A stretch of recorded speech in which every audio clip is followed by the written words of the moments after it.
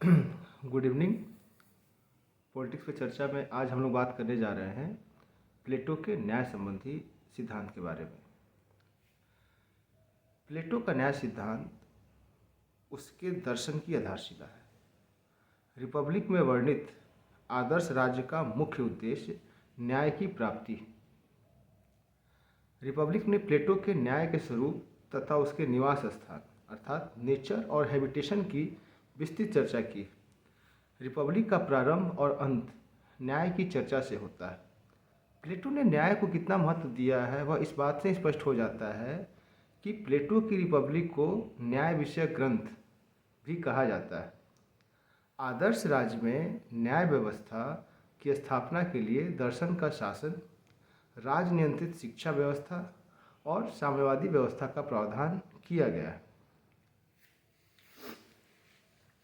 प्लेटो के अनुसार समाज में प्रत्येक व्यक्ति को अपनी प्रकृति और प्रशिक्षण के अनुकूल अपने कार्य कुशलतापूर्वक करने चाहिए और दूसरों के कार्य में हस्तक्षेप नहीं करना चाहिए। प्लेटो तत्कालीन नगर राज्यों की बुराइयों से बहुत ही चिंतित था। सोफिस्टों के प्रचार के परिणामस्वरूप यूनानी नगर राज्यों के लोग बहुत ही स्वार्थी और व्यक्तिवादी बन गए थे। उनमें नैतिक मूल्यों का पतन हो चुका था। इन बुराइयों को दूर करने के लिए और राज्य में एकता और सामाजिक समरसता लाने के लिए प्लेटो न्याय सिद्धांत का प्रतिपादन करता है। प्लेटो न्याय के लिए डिकायोस्न्यून शब्द का प्रयोग करता है, जिसका अर्थ है कंसर्निंग जस्टिस अर्थात न्याय से संबंधित। यही प्लेटो के न्याय सिद्धांत का आधार भी है। प्लेटो के न्याय सिद्धांत को समझने के लिए इसका आधुनिक अर्थ समझना बहुत ही आवश्यक हो जाता है। न्याय का जो आधुनिक अर्थ है यह लैटिन भाषा के जस शब्द से बना है, जिसका अर्थ होता है बांधना। तात्पर्य यह है कि न्याय उस व्यवस्था का नाम है जिसके द्वारा एक व्यक्ति दूसरे व्यक्ति से जुड़ा रहता है। समाज सामाजिक बंधनों का समुच्चय है। It is a set of social relationship. हर व्यक्ति का दूसरे व्यक्ति से किसी न किसी रूप में संबंध है, कहीं ना कहीं उसमें एक जुड़ाव है। हर संबंध के पीछे दायित्व और अधिकार होते हैं। प्रत्येक व्यक्ति को अपने अधिकारों का प्रयोग और कर्तव्यों का पालन एक निश्चित सीमा के अंतर्गत करना पड़ता है। यही न्याय का एक वृहत्तर स्वरूप है। मेरियम ने आधुनिक अर्थ में न्याय को परिभाषित करते हुए कहा है, न्याय उन मान्यताओं और प्रक्रियाओं का जोड़ है जिसके माध्यम से प्रत्येक मनुष्य को वो सभी अधिकार और सुविधाएं जुटाई जाती हैं जिन्हें समाज उचित मानता है।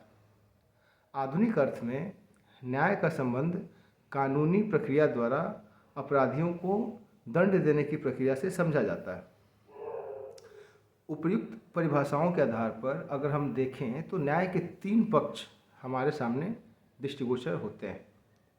न्याय का संबंध समाज की मान्यता या विचारों से संबंधित है। दूसरी तरफ न्याय प्रक्रिया में कानून का बहुत ही बड़ा महत्व है। और तीसरा कि न्याय का जो उद्देश्य है वह समाज द्वारा मान अधिकारों और सुविधाओं को जुटाना है। आधुनिक अर्थ में न्याय कानून की उचित प्रक्रिया का एक नाम है जिससे समाज में व्यक्ति के अधिकारों की रक्षा की जा सकती है। प्लेटो ने अपना न्याय का सिद्धांत स्पष्ट करने के लिए सबसे पहले यह बताने का प्रयत्न किया है कि न्याय क्या नहीं है।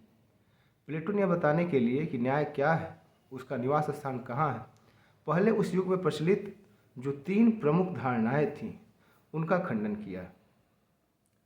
पहली धारणा जिसे हम न्याय की परंपरावादी धारणा कहते हैं। इस धारणा का प्रतिपादन सिफेलस और उसके अनुसार सत्य बोलना और अपना ऋण चुकाना ही न्याय।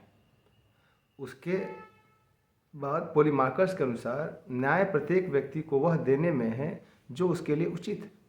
इस धारणा का विवेचन करने से यह अर्थ निकलता है कि न्याय एक ऐसी कला है जिसके द्वारा मित्रों की भलाई और शत्रुओं की बुराई की जाती है।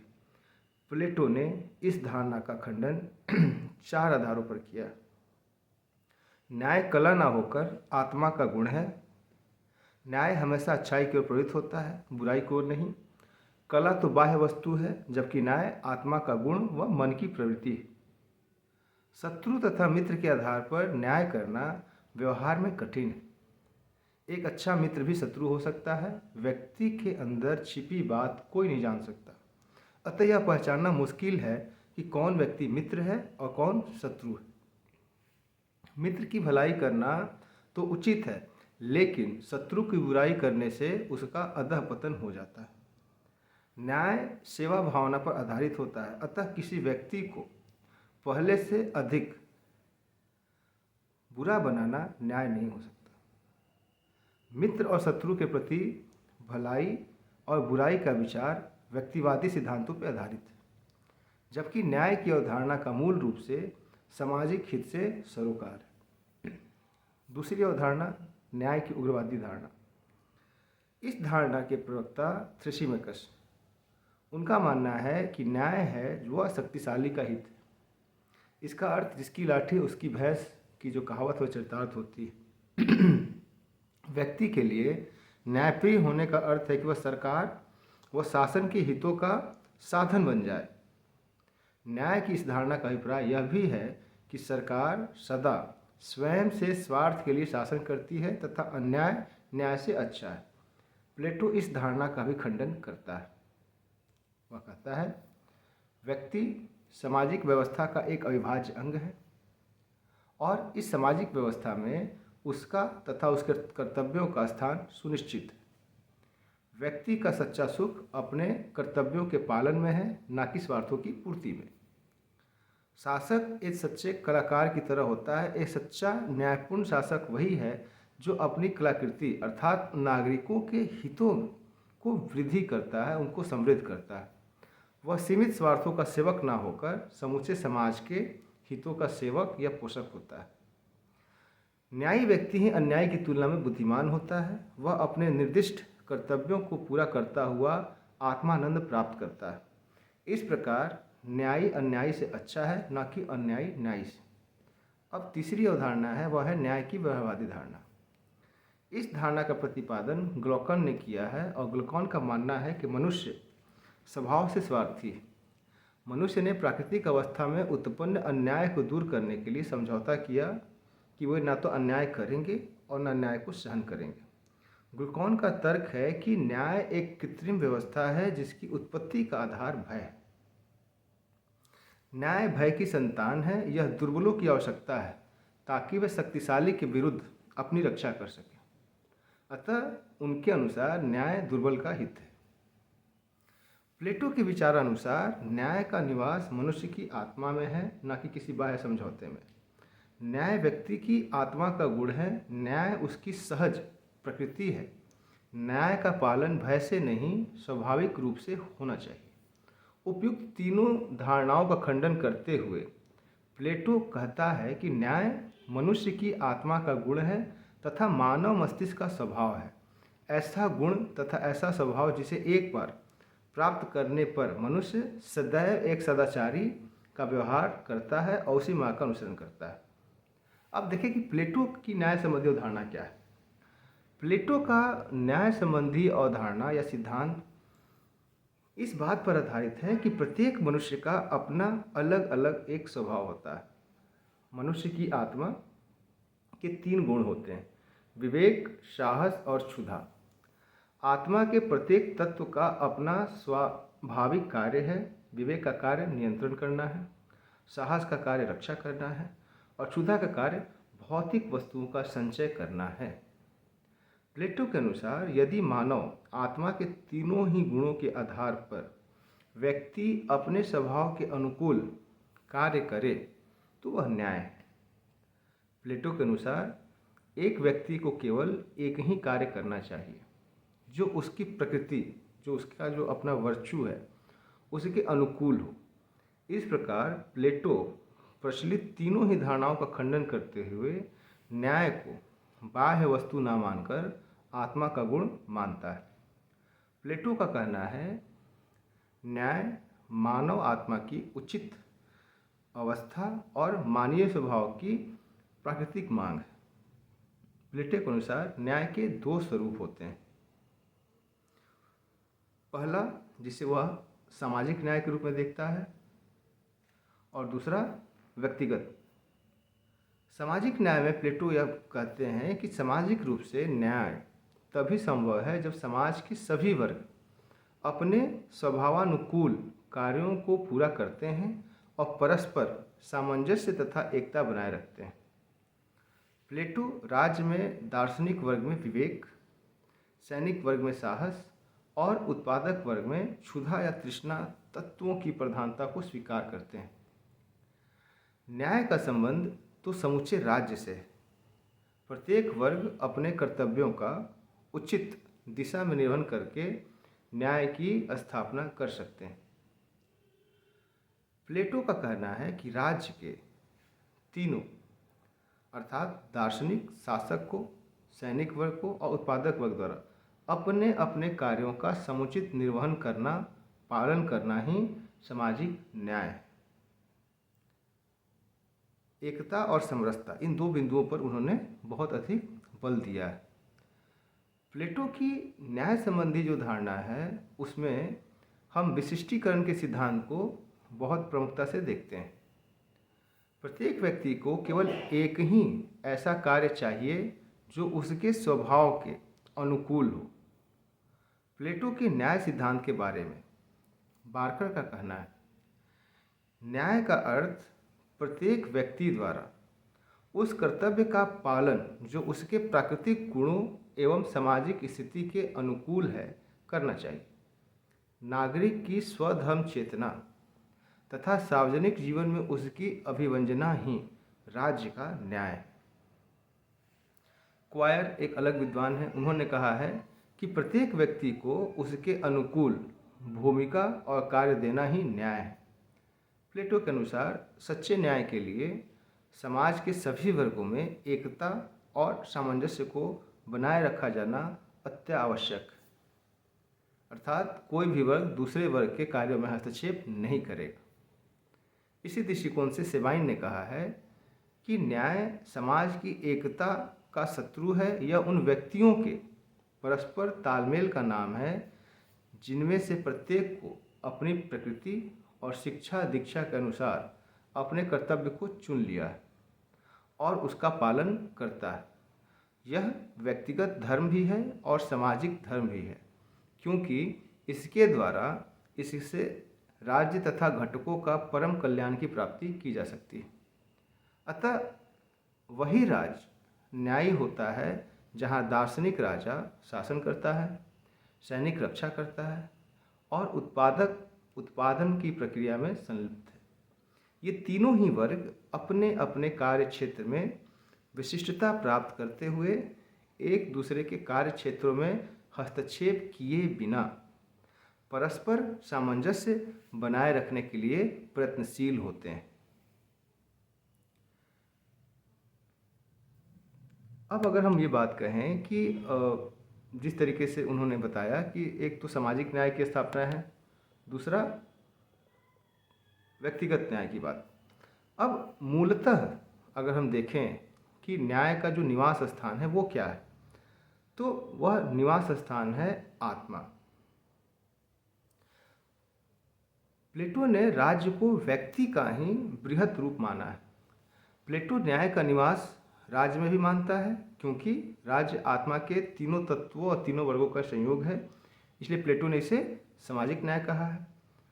व्यक्तिगत या व्यक्तिक न्याय द्वारा आत्मा की तीनों ही प्रवृत्तियों में सामंजस्य पैदा होता है तथा व्यक्ति में एकता स्थापित होती है। व्यक्तिगत न्याय में आत्मा के तीनों तत्व अपना अपना कार्य करते हुए परस्पर तालमेल बनाए रखते हैं। इस तरह व्यक्तिक न्याय का भी आधार वही है जो सामाजिक न्याय का आधार है।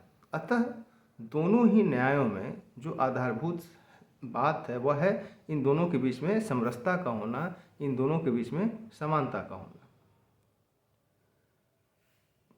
प्लेटो व्यक्तिवाद को कहीं ना कहीं एक तरीके से खारिज करते हैं, क्योंकि उनका यह मानना है कि समाज या राज्य से अलग व्यक्ति का कोई अस्तित्व नहीं है। व्यक्ति और राज्य दोनों का लक्ष्य एक श्रेष्ठ जीवन का विकास करना है। राज्य के अंग के रूप में अपनी प्राकृतिक क्षमता तथा प्रशिक्षण के आधार पर निर्धारित क्षेत्रों में अधिक से अधिक श्रेष्ठता प्राप्त करके ही व्यक्ति अपने जीवन का समुचित विकास कर सकता है। प्लेटो ने अपने सिद्धांत द्वारा सोफिस्टों की जो व्यक्तिवादी विचारधारा है, उन्होंने उसे यूनानी नगर राज्यों के लिए जैसे सबसे बड़ा अभिशाप माना है। प्लेटो का उद्देश्य संकीर्ण स्वार्थों से व्यक्ति को निकालकर स्वयं तथा राज्य के कल्याण का मार्ग प्रशस्त किया। इस प्रकार व्यक्ति एक व्यवस्था का अंग है और उसका उद्देश्य एकाकी आत्मा के सुखों की सिद्धि नहीं, बल्कि बृहत स्तर पर एक व्यवस्था में एक नियत स्थान की पूर्ति करना है। तो व्यक्ति जो है वह एक बृहत व्यवस्था का अंग है। न्याय सिद्धांत के सहायक और अनिवार्य साधन के रूप में प्लेटो ने दो अलग अलग साधनों की पहचान की, और उन साधनों में एक जो महत्वपूर्ण है, जिसे हम शिक्षा का सिद्धांत कहते हैं, जो कि एक सकारात्मक माध्यम है, और दूसरी तरफ एक साम्यवादी व्यवस्था की अभिकल्पना है, जो कि एक नकारात्मक अवधारणा है प्लेटो के विचार में। प्लेटो का विचार है कि अन्याय का आधार अज्ञान होता है। अज्ञान एक मानसिक रोग है और उसकी एकमात्र जो औषधि है वह उचित शिक्षा है। प्लेटो अपने न्याय के सिद्धांत में शिक्षा द्वारा अज्ञानता रूपी रोगों का इलाज करना चाहते हैं। साम्यवादी व्यवस्था शासक व सैनिक वर्ग को पथभ्रष्ट होने से रोकने का एक तरीका है, और ये दोनों ही तरीके राज्य से अज्ञान को हटा सकते हैं और व्यक्ति को उस बेहतर उद्देश्य के लिए तैयार कर सकते हैं। अब बात करें दार्शनिक शासक की, तो न्याय की जो प्राप्ति है उसके लिए राज्य के शासन की जो बागडोर है एक विवेकी, निस्वार्थी और कर्तव्यपरायण व्यक्ति के हाथ में होनी चाहिए। प्लेटो ने ऐसे सद्गुणी व्यक्ति को ही दार्शनिक शासक का नाम दिया है। फिलोसफर किंग की अवधारणा दी है उन्होंने। प्लेटो का दार्शनिक शासक विवेक की साक्षात प्रतिमूर्ति होती है। वह कानून से ऊपर है। उसका प्रमुख कर्तव्य सैनिक व उत्पादक वर्ग पर पूर्ण नियंत्रण स्थापित करना है। दार्शनिक शासक ही समाज के तीनों वर्गों में सामंजस्य एवं संतुलन को स्थापित कर सकता है। राज्य के आंगिक स्वरूप को एकता प्रदान कर सकता है। प्लेटो का दावा है कि शासक वर्ग न तो स्वेच्छाचारी हो सकता है और न ही अत्याचारी। ग्राथियानकी के अनुसार प्लेटो की जो न्याय व्यवस्था है उसमें राज्य दार्शनिकों के लिए ना होकर दार्शनिक राज्य के लिए होते हैं। प्लेटो का दार्शनिक शासक जो है वह सर्वगुण संपन्न व्यक्ति है और वह एक तरीके से तीनों ही वर्गों को अपने साथ एक संतुलन के रूप में देखता है। अब प्लेटो का जो ओपिनियन है वह जिस तरीके से देखता है लोगों को कि जब व्यक्ति अपनी मूल प्रवृत्ति के अनुसार कार्य करता है तब उसमें उसकी रुचि बढ़ती है, वह विशिष्टता प्राप्त करता है और उनमें अधिकतम कुशलता प्राप्त होती है। इससे कार्यों के विशेषीकरण के सिद्धांत का जन्म होता है। इसके साथ ही यह जो पूरा का पूरा सिद्धांत है वह उसकी सावयवी एकता का सिद्धांत भी है। प्लेटो को अगर हम देखें कि कैसे उसने न्याय सिद्धांत में व्यक्ति और राज्य को एक तरीके से आबद्ध किया है कि राज्य के लिए और राज्य के प्रति उसके कर्तव्य भी हैं और अधिकार नहीं हैं। अर्थात प्लेटो के विचार में राज्य साध्य है, व्यक्ति साधन है। प्लेटो ने कहा है कि नागरिकों के कर्तव्य भावना ही राज्य का न्याय सिद्धांत है। राज्य से अलग व्यक्ति का कोई अस्तित्व नहीं। प्लेटो का न्याय सिद्धांत राज्य में एकता और सामंजस्य स्थापित करता है। व्यक्ति का व्यक्तित्व राज्य के व्यक्तित्व में ही लीन हो जाता है, अर्थात व्यक्ति बृहत रूप से राज्य में ही समाहित हो जाता है। प्लेटो की न्याय संबंधी अवधारणा एक नैतिक अवधारणा है। प्लेटो ने अपने न्याय संबंधी जो विमर्श है उसमें वैधानिक कर्तव्यों पर आधारित नहीं किया है, बल्कि उसने न्याय को नैतिक व सर्वव्यापी कर्तव्यों के प्रावधान के रूप में देखने की कोशिश की है। अतः प्लेटो का सिद्धांत नैतिकता का पोषक है, जिसमें प्रत्येक व्यक्ति स्वेच्छा से अपने निर्दिष्ट कर्तव्यों का पालन करते हुए दूसरों के क्षेत्राधिकार में प्रवेश नहीं करता। प्लेटो बुराई का प्रतिकार भलाई से करने की बात करता है। प्लेटो का न्याय उन सभी सद्गुणों को सम्मिलित रूप से मनुष्य के द्वारा जो उसके आचरण है उसमें प्रदर्शित होने की वकालत करता है। प्लेटो स्वधर्म का पालन करते हुए उसको और अधिक अभिसारित करना चाहते हैं, उसको और अधिक बेहतर बनाने की ओर उनका रुझान है।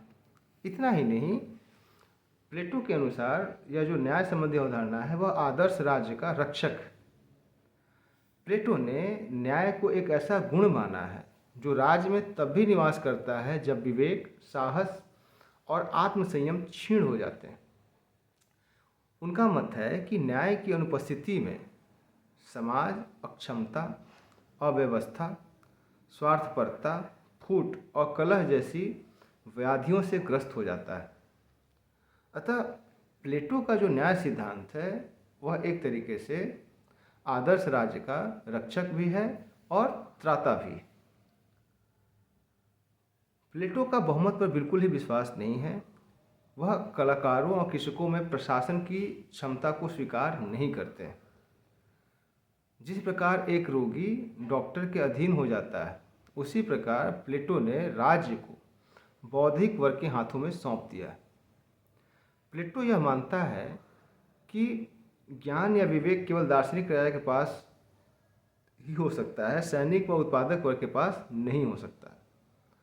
तो कहीं न कहीं उसने दार्शनिक वर्ग को बाकी वर्गों की तुलना में अधिक वरीयता प्रदान की है। प्लेटो का जो न्याय सिद्धांत है वह विभिन्न वर्गों में पारस्परिक अहस्तक्षेप को अस्वीकार करता है। राज्य के जो तीनों वर्ग हैं वह एक दूसरे कार्यों में हस्तक्षेप न करते हुए अपने अपने कर्तव्यों का निर्वहन करते हैं। दूसरी तरफ प्लेटो शासक वर्ग को सैनिक और उत्पादक वर्ग पर कठोर नियंत्रण का अधिकार देकर एक प्रकार के विरोधाभास की स्थिति को भी जन्म देते हैं। अतः यह धारणा कहीं न कहीं एक विरोधाभास के रूप में या विरोधाभासी सिद्धांत के रूप में भी हमारे सामने दृष्टिगोचर होती है। अब अगर हम बात करें कि प्लेटो ने यह जो सिद्धांत दिया है उसमें जो एक आधुनिक विमर्श हमारे सामने आता है वह है श्रम विभाजन की प्रणाली। प्लेटो के अनुसार समाज के जो तीन वर्ग हैं इनकी स्थापना व्यक्तियों को उनके गुण के अनुरूप होनी चाहिए, लेकिन प्लेटो ने यह भी नहीं बताया है कि इस बात का निर्णय कैसे होगा कि किसमें विवेक है, किसमें साहस है और किसमें उत्पादक की क्षमता है या किसे किस वर्ग में रखा जाए। प्लेटो का यह मानना था कि हर व्यक्ति अपनी आत्मा के गुणों को स्वयं जानकर अपना वर्ग निश्चित करेगा, और यह जो अवधारणा है जो स्वयं जानकर, यह कहीं ना कहीं एक तरीके से हम कह सकते हैं कि वह हमें अव्यवहारिक दिखाई पड़ता है। प्लेटो के जो न्याय संबंधी अवधारणा है, अगर हम इसको रीइन्वेस्ट करें तो हम देखते हैं कि प्लेटो ने इस सिद्धांत के माध्यम से समाज और राज्य में यूनिटी को इस्टेब्लिश करने का प्रयास किया है। वह यह मानकर चलता है कि आत्मारोपित कर्तव्य परायणता और व्यावसायिक दक्षता से ये जो समाज के अलग अलग वर्ग हैं इनमें कार्य कुशलता और सामाजिक समरसता की स्थापना हो सकती है, और एकता के साथ साथ सामाजिक समरसता को स्थापित करना प्लेटो का मूल उद्देश्य रहा है। इतना ही नहीं, यह सिद्धांत समाज में अज्ञान को समस्याओं का जनक मानकर चलता है और उसके निवारण हेतु सुव्यवस्थित शिक्षा प्रणाली का प्रतिपादन करता है। तो कहीं न कहीं शिक्षा को एक साधन के रूप में देखकर प्लेटो ने बहुत ही एक अच्छी योजना का प्रतिपादन किया है। यह सिद्धांत सार्वजनिक जीवन के पतन का प्रमुख कारण राजनीतिक सत्ता व आर्थिक सत्ता के एक ही हाथ में केंद्रित होने को मानता है, और इस दृष्टि से दोनों ही सत्ताओं को पृथक्करण की व्यवस्था भी प्लेटो ने अपने चिंतन प्रणाली में दिया है। प्लेटो ने जिस न्याय सिद्धांत का प्रतिपादन किया है वह आजकल की शासन व्यवस्था में व्याप्त दोषों को दूर करने के लिए एक आदर्श प्रस्तुत करता है। आज की राजनीति में कर्तव्यनिष्ठता की कमी, कार्य के विशेषीकरण का अभाव, विवेकपूर्ण नियंत्रण का अभाव जैसी समस्याएं हैं। और यही कारण है कि हम देख सकते हैं कि प्लेटो ने स्वधर्म, सदाचरण, नैतिकता को आधार मानकर कई तरीके से आप कह सकते हैं कि आज की जो वर्तमान समस्याएं हैं उनका समाधान प्रस्तुत करने का प्रयत्न किया है। तो आज प्लेटो के चिंतन में हम इतनी ही बात करेंगे और आगे जब हम मिलेंगे तो प्लेटो के जो अन्य सिद्धांत हैं जैसे साम्यवाद या शिक्षा संबंधी जो उनके विमर्श हैं हम उसकी चर्चा करेंगे। तब तक के लिए शुभ रात्रि।